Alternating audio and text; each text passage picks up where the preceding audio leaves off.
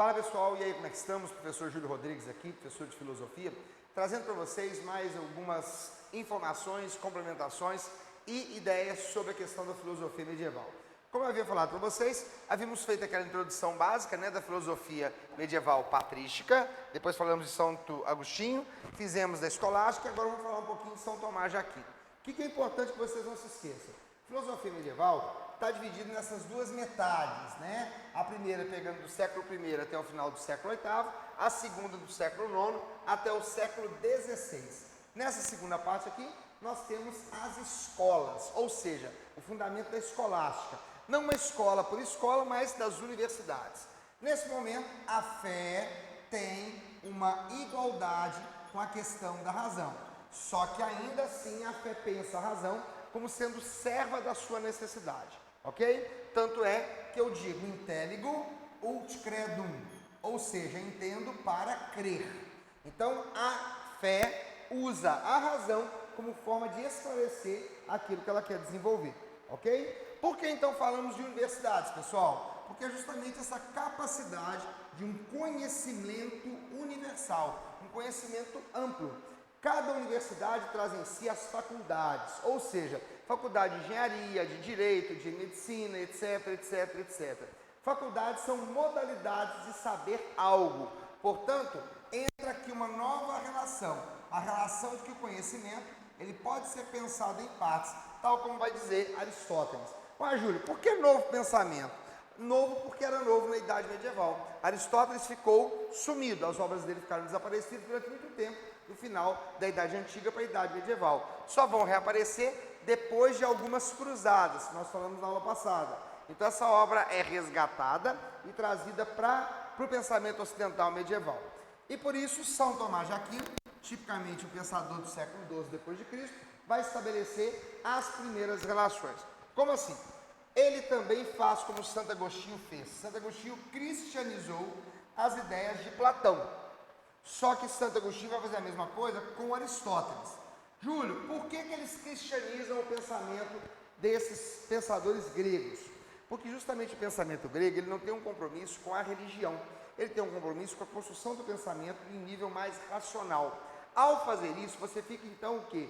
Preso a uma modalidade quase que exclusivamente do gabarito da fé. O que eles querem fazer é aproximar essas ideias filosóficas de uma relação racional mais voltada para a fé cristã. Ou seja, temos uma teologia e uma filosofia de cunho cristão, de cunho medieval. E como é que isso vai acontecer com São Tomás de Aquino?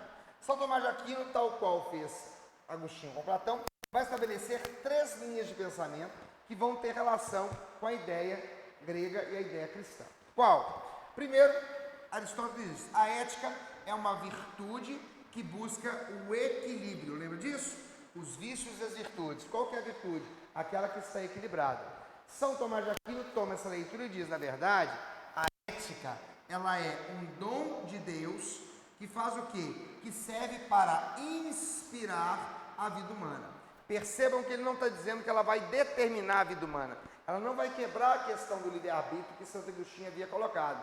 Mas ela vai trazer a possibilidade de que você possa ser inspirado e ao ser inspirado você buscar modalidades novas e de novas compreensões, ok? Primeira ideia.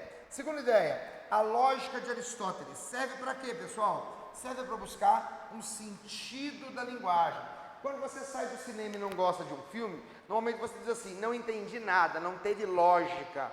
Quando você diz isso, você está mostrando que não teve sentido o que foi colocado na linguagem. São Tomás de Aquino traz essa questão porque ele chama de problema dos universais. Vamos traduzir? Os universais para São Tomás de Aquino são os conceitos. Quando eu digo assim, bolsa, você pensa a mesma ideia de bolsa. Quando eu digo flor, você pensa a mesma ideia de flor. Você pode não pensar a mesma flor. É aí que entra a questão dos singulares, ok? Porque os singulares são os objetos. Então, ao dizer pensem em flores, vocês vão pensar em diversos tipos de flores, margaridas, rosas, cravos, mas não necessariamente pensarão no mesmo tipo de flor que eu vou pensar. Por isso, São Tomás de Aquino diz o quê? Universal é o conceito, enquanto o singular vai ser o objeto. Ok? Muito bem. Por último e não menos importante, a questão da metafísica. Metafísica é a ideia abstrata. O que o Santo Agostinho, Jesus, o que o Santo Tomás de Aquino vai pensar? Aristóteles mostra, é o ato e a potência que vão se desenvolver no realismo. O que é realismo? É uma condição mais concreta da realidade do que aquela dada por Platão. Quando ele fala de realismo, ele fala dessa capacidade que eu tenho de ver o concreto.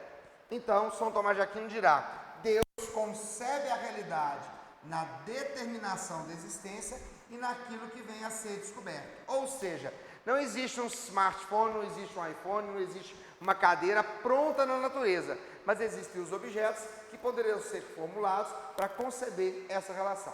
Beleza, galera? Muito obrigado, um grande abraço. Voltamos depois para falar de renascimento. Até mais.